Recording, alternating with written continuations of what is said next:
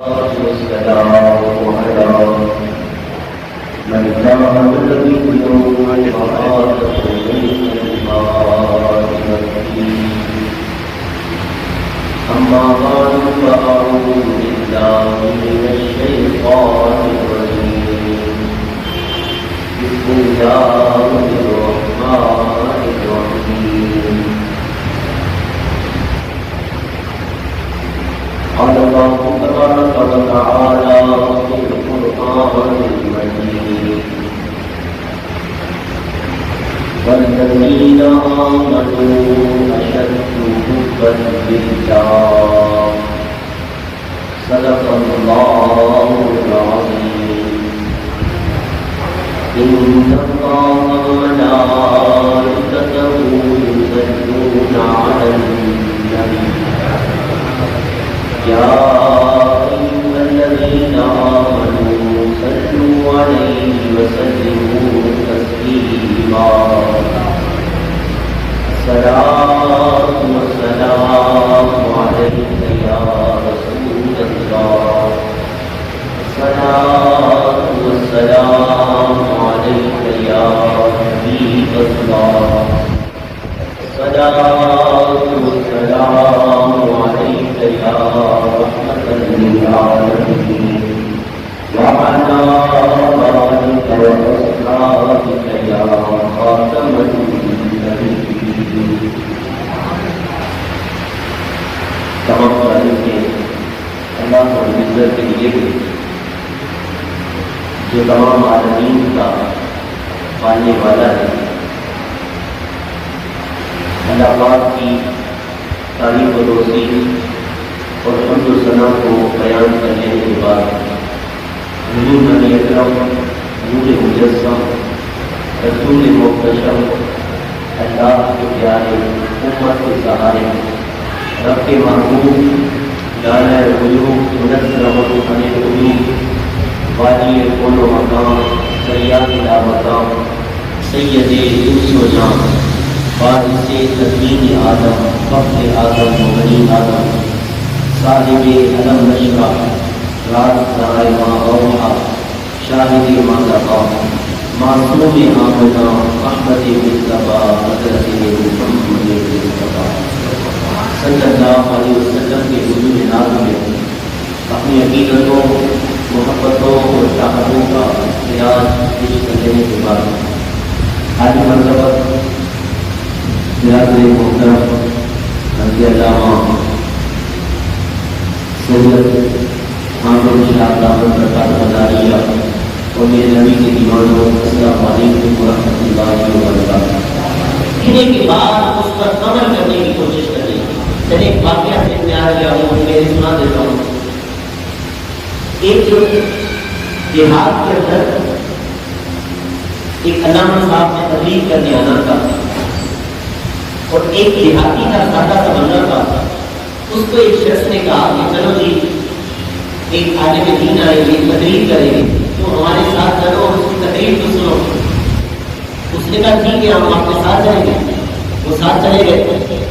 جب وہ وہاں پہنچے تو عالم دین نے تقریر کرنا شروع کی اور اس تقریر میں انہوں نے جس موضوع پر بات کی وہ موضوع یہ تھا کہ حضور علیہ السلام نے ارشاد فرمایا کہ اس کا من البول فإن عامة العذاب قبر میں کہ پیشاب کی چیزوں سے بچو کہ عام طور پر پیشاب کی چیزوں سے عذاب قبر ہوتا ہے. عام طور پر پیشاب کی چیزوں سے عذاب قبر ہوتا ہے. اس نے یہ بات سنی اور علامہ صاحب کی بات سن کر اس نے کہا بات تو ٹھیک کہہ رہے ہیں. پیشاب کی قطروں سے جو نہیں بچے گا یہ اپنی کی بات نہیں ہے یہ تو حضور کی بات بتا رہا ہے. سرکار صلی اللہ علیہ وسلم نے ارشاد فرمایا کہ پیشاب کی چیزوں سے بچو. جو نہیں بچے گا عام طور پر ایسا ہوتا ہے کہ عذاب قبر پیشاب کی چیزوں کی وجہ سے ہوتا ہے. اور اس عالم دین نے پورا موضوع کسی بات پر تھا اور بہت زور دیا اس بات پر کہ آپ نے ہر صورت میں پیشاب کی چیزوں سے بچنا ہے. کچھ طریقے بھی بتا دیے کیسے بچا جائے گا. انہوں نے کہا کہ سخت زمین پر پیشاب نہ کرنا کہ کہیں پیشاب کی دھاگ لگے گی تو وہ چیزیں آپ کے کپڑوں پر پڑیں گے. پیشاب والے کپڑے ہو جائیں گے پھر اللہ کا خبر ہو سکتا ہے. تو کہا اس کے لیے نرم زمین پر پیشاب کرنا. اس وقت دیہات کے نرم زمین ہو, اگر نرم زمین نہ ہو کہیں سفر پر جاؤ تو اپنے ساتھ ریت رکھ لیا کرو. اگر ریت اپنے ساتھ رکھو گے تو جہاں سب زمین ہوگی حاجت کی ضرورت پڑے گی, میرے مٹی بچھا دینا, اس کے بعد پیشاب کر لینا. انہوں نے بات سنی, بات تو بالکل ٹھیک چاہیے, عمل بھی کرنا چاہیے. تو پھر یہ سن کر گزرے گئے. کچھ ہی دن گزرے تھے, ایک مرتبہ پھر ایک عالم دین وہاں تقریر کرنے کے لیے آئے. تو اسی دیہاتی آدمی کو ایک شخص نے کہا چلو جناب آج ہم اسی جگہ تقریر کر سننے کے لیے جائیں گے. اس نے کہا نہیں تھی, پہلے میں وہ والی تقریر جو سنی تھی نا, پہلے ہی 4 کلو 5 کلو وہ مٹی کا ریت کا بوری کو اٹھا سکتا ہوں. جب اس کی عادت مکمل بڑھ جائے گی اس کے بعد جا کر پھر اس کا ویرا کروں گا. پہلے ایک پر عمل کر لوں, اس کے بعد میں دوسرے کی تیاری کروں گا. وہ لوگ جب 3 بات سنتے تھے تو اس پر عمل کرتے تھے. ہم روز تقریریں سنتے, ہم روز بیانات سنتے, لیکن ہمارے عمل کے اندر اگر تبدیلی نہیں آتی تو اس کی وجہ یہ ہے کہ ہم تقریر سنتے وقت بیٹھتے ہیں اور اس وقت ہمارا ذہن یہ نہیں ہوتا کہ ہم یہاں اس لیے آئے کہ کوئی نئی بات سیکھ کر جائے اور اس پر عمل کرنے لگ جائے. بندہ جب جائے گا اس محفل کے اندر وہاں سے کچھ سیکھنے کو ملے تو پھر اسی وقت یہ ذہن ہونا چاہیے کہ یہ جو بات کی جا رہی ہے یہ بات مولانا صاحب کی اپنی نہیں ہے, یہ بات تو اللہ اور اس کے رسول کی ہے. اس کو قبول بھی کرنا ہے, اور جب بات بالکل ٹھیک ہے قرآن و حدیث کے مطابق ہے تو ہمارے پاس اس کے علاوہ کوئی دوسرا چارہ نہیں ہے کہ اس پر عمل کیا جائے. تو آج کی اسی ذہن کے ساتھ آئیے ہم اللہ کے پیارے حبیب علیہ السلام کے ایک فرمان سے آج کی اس بات کا آغاز کرتے ہیں. اللہ کے حبیب علیہ السلام نے ارشاد فرمایا. اب دیکھیے یہ بات کس کی جو میں آپ کے سامنے رکھ رہا ہوں, یہ ان کی ہے جو آپ کے اور میرے محبوب ہیں, اور صرف آپ کے اور میرے محبوب نہیں ہے, وہ اللہ کے بھی محبوب ہے. اللہ کے بھی محبوب ہے. وہ کیا کسی نے کہا تھا ہم تو اپنا انداز کی زمانے سے جدا رکھتے ہیں, ہم تو اپنا انداز کی زمانے سے جدا رکھتے ہیں, ہم تو محبوب بھی محبوب خدا رکھتے ہیں. وہ محبوب اللہ کی بھی محبوب ہے. تو لوگ اپنے محبوب کی باتوں کو سننے کے لیے جمع ہوتے ہیں, اور کسی کو کوئی محبت کرنے والا میسج کرے تو اس کو بار بار سنتا ہے, اس کی آواز کو بار بار سنتا ہے. دوست کے ساتھ گھنٹوں بیٹھ کر اور چائے کی ہوٹلوں پر چسکیے لگاتے ہوئے اور چائے پیتے ہوئے وہ گپ شپ کرتا ہے, اس کو اپنے دوست کے ساتھ بیٹھنے میں مزہ آتا ہے. اور بات جائیں ہمیں اپنے محبوب وہ جو اللہ کے محبوب ہے ان کی بات سننے کا موقع ملتا ہے. اللہ کے رسول نے کیا فرمایا, بخاری شریف کی حدیث نمبر 16, اللہ کے حبیب فرماتے تھے ثلاث من كن فيه وجد حلاوة الإيمان. 3 چیزیں ایسی ہیں, فرمایا 3 چیزیں جس میں ہوگی وہ ایمان کی مٹھاس کو پالے گا, ایمان کی لذت کو پالے گا. جس میں 3 باتیں ہوگی. 3 باتیں آج کی مکمل ہماری گفتگو ہوگی. بس 3 باتیں حضور نے فرمایا ایسی ہیں کہ جس کے اندر ہوگی, فرمایا جس میں پائی جائے گی وہ ایمان کی مٹھاس کو پائے گا, ایمان کی حلاوت کو پائے گا, ایمان کے ذائقے کو محسوس کرے گا, ایمان کی لذت کو محسوس کرے گا. اب یہاں 3 باتوں سے پہلے میں رک کر کے ایک بات کہوں, ایمان کی بھی مٹھاس ہوتی ہے, ایمان کی بھی مٹھاس ہوتی ہے, لذت ہوتی ہے, ایک ذائقہ اور ایک ٹیسٹ ہوتا ہے. مثال کے طور پر ہم جو چیز کھاتے ہیں اس کا ایک ذائقہ ہے. میں آپ کے سامنے گلاب جامن کہوں تو آپ کو ذہن میں آ جائے گا وہ گلاب جامن کیا ہوتا ہے, اس کا ذائقہ کیسا ہوتا ہے. میں کہوں کہ کڑھائی تو آپ کے ذہن میں ٹکا, گوشت, یہ ساری چیزوں کے ذائقے آپ نے چکھے ہوئے ہر چیز کا ذائقہ ہوتا ہے, ایک ٹیسٹ ہوتا ہے. ایمان کا بھی ایک ٹیسٹ ہوتا ہے, ایک ذائقہ ہوتا ہے. آپ کہیں گے اس کا ذائقہ کون سا ہے, ایمان کا ٹیسٹ کیسا ہے, ایمان کی لذت کیسی ہے. جیسے ہم کوئی چیز کھاتے ہیں تو ہم بتا سکتے ہیں میٹھا ہے, یہ کڑوا ہے, یہ کھٹا ہے, یہ کھارا ہے, یہ تیکھا ہے, کس انداز کی چیز بنی ہوئی ہے. اس کا ذائقہ ہماری زبان محسوس کر کے بتاتی ہے. جس کے اندر روحانیت نہ ہو, جس کے اندر ایمان کی جو لذت ہے اس کو محسوس ہونی تھی, اگر اس کے پاس یہ دولتیں نہیں ہیں جو 3 باتیں حضور نے ارشاد فرمائی, جس کے پاس ہے ہی نہیں کبھی نہیں سمجھا ہوگا. یہ جو لذتیں ہیں ایمان کی، یہ لذتیں انسان کو اسی وقت ملتی ہے جب بندہ کوشش کرتا ہے اور اللہ اور اس کے رسول کے دیے ہوئے طریقے کے مطابق اپنی زندگی میں گزارتا ہے. مل رہا ہے سکون مل رہا ہے. لیکن اس سے سکون ملے گا تجھے، اس سے تجھے اطمینان ملے گا، اس سے تیری زندگی میں چین اور سکون آئے گا. تجھے سکون چاہیے تو سکون ڈھونڈنا چاہتا ہے، چاہتا ہے کہ میری زندگی کے اندر قرار آ جائے، سکون آ جائے اور مطمئن ہو جاؤ، میرا دل مطمئن ہو جائے. تو پھر آؤ میں تمہیں بتاتا ہوں سکون کہاں ہے. تیرے بارے کے اللہ فرماتا ہے انا بذکر اللہ تطمئن القلوب. اللہ فرماتا ہے تم اپنے رب کو یاد کرو، اللہ تمہارے دلوں کو سکون عطا فرماتا ہے. ایسے موقع پر بھی ہم نے گانوں کو سننا ہے اور ایسے ساز کو سن کر، ایسے میوزک کو سن کر اپنے آپ کو سکون دینا ہوتا ہے. تو بتاؤ ایسے لوگوں کو ایمان کی لذت آتی ہے، ایسے لوگوں کو ایمان کی مٹھاس آتی ہے. ایمان کی مٹھاس رکھنے کے بعد ہونا اس کو اللہ تعالیٰ سحری کے سجدوں کی لذت عطا فرماتا ہے. جس کے پاس ایمان کی مٹھاس ہو اللہ اس کو قرآن کے اندر ایک سرور اور قلبی اطمینان عطا فرماتا ہے کہ جب وہ غم کی کیفیت کے اندر ہو اس وقت بھی وہ اپنے رب کو یاد کرتا ہے، جب خوشی کے اندر ہو تب بھی وہ اپنے رب کو یاد کرتا ہے. یہ لوگ ہیں جن سے کفر ڈرے گا. اس وقت پوری دنیا کے اندر پونے 6 ارب انسان ہے، پونے 6 ارب پوری دنیا کے اندر پونے 6 ارب انسان ہے اور پونے 6 ارب میں سے 1 ارب 40 کروڑ مسلمان ہیں. 1 ارب 40 کروڑ مسلمانوں کے ہوتے ہوئے اس وقت عالم یہ ہے کہ برما کے اندر بھی مسلمان کو کاٹا گیا، آج فلسطین کے اندر بھی مسلمان کو شہید کیا گیا، کشمیر کے اندر بھی مسلمان کے خون کو بہایا گیا. آج پوری دنیا کے چمبے چمبے کے اندر اگر آپ دیکھیں جگہ جگہ کہاں ظلم ہوتا ہے، ہر جگہ اگر ظلم ہوتا ہے تو اللہ کی پاک زمین کو مسلمانوں کے خون سے لوٹمان کیا جاتا ہے. کیوں؟ اتنی تعداد کے اندر مسلمان ہوتے ہوئے 1 ارب 40 کروڑ مسلمان، اتنے مسلمانوں میں ہوتے ہوئے پھر بھی مسلمانوں پر قتل عام اور مسلمانوں پر ظلم اور یہ بربریت یہ سب کچھ مسلمانوں کے ساتھ ہوئے کیونکہ مسلمانوں نے اپنے اسلاف کے طریقے کو چھوڑ دیا، اپنے جو ماضی کے ہمارے ہیرو تھے ان کو بھول گئے. اگر ان کو یاد رکھنا ہوتا وہ تو 313 بھی جاتے تھے تو ہزاروں کے مارے جاتے تھے.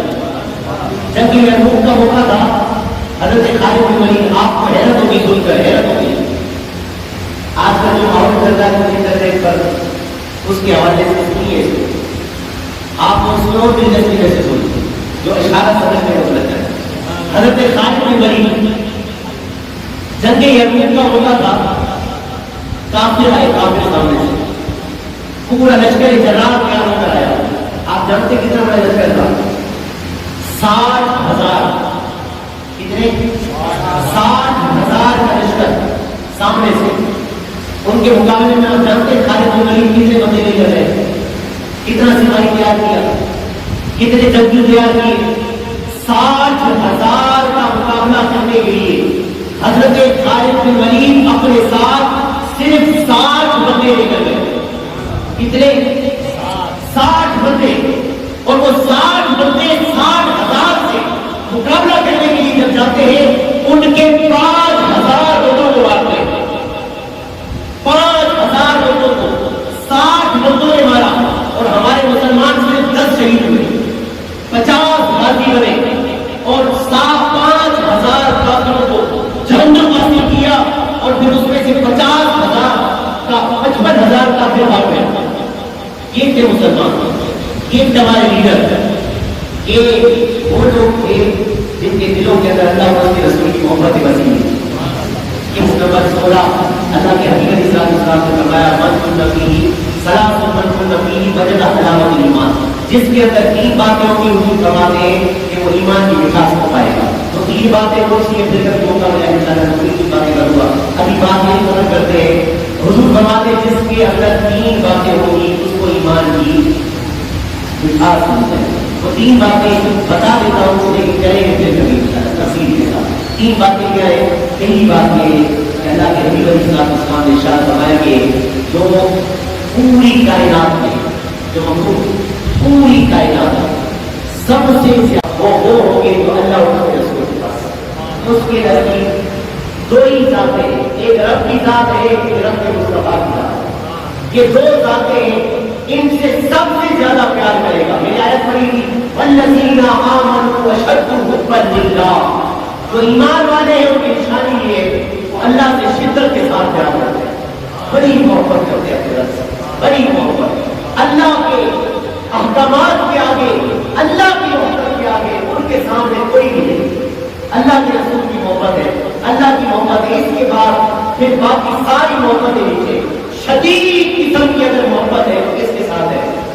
اللہ کے ساتھ. اور جس کو شدید محبت ہوتی ہے اللہ کے ساتھ، وہ پھر جب آواز آتی ہے حیا علی الصلاۃ، آؤ نماز کی طرف، حیا علی الفلاح، آؤ کامیابی کی طرف، وہ کہتا ہے کہ میری کامیابی کی وجہ رکھی ہوئی ہے.